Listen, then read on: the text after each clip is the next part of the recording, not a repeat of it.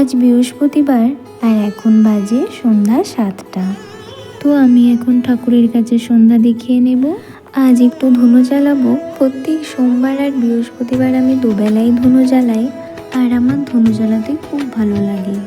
প্রতিদিন না আমি সকালে ঠাকুরকে মিষ্টি দিয়ে পুজো দিই আর সন্ধ্যাবেলায় নকুলদানা দিই।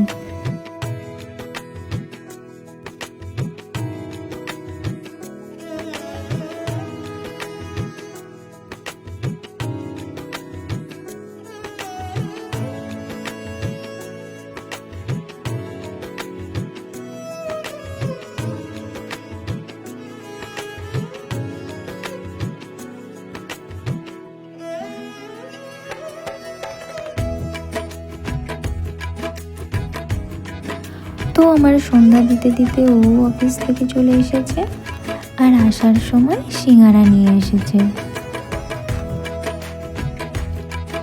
তো আজ এখানেই ভিডিওটা শেষ করলাম। ভালো থাকবেন।